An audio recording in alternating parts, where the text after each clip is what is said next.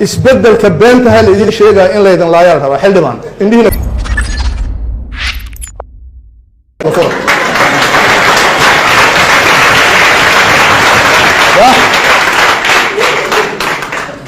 in qubuurihiinu xamar ka qodan yihiina la idin aasaasaya ilaahaa wax dila laakiin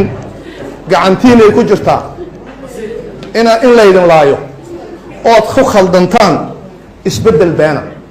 war midka socda la qabsada wax kalea idiin sheegaya hadday ay khaldamaan xildhibaanadeennu ilaahay kama dhige ogaada ciidamada qalabkii sidee shacabku inayn idin cafinayn iyo shaqaaluhuba idin cafin maayaan sababtu maxay tahay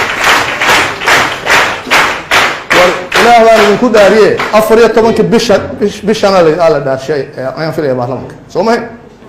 soo mushaariid uma soo dhicin bishan ya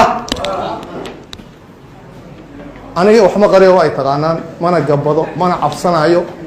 mid walba wuxuu xaradan ka bixi jiray iyadoo 10 bilood iyo 12 bilood mushaaraad lagu leeyahay xagowgey isaga xagowgey waa dhacay daara dheer lagu dhistay ciidamadii oo baahan naga samata bixi ilaahay ku daarshay naga ilaaliya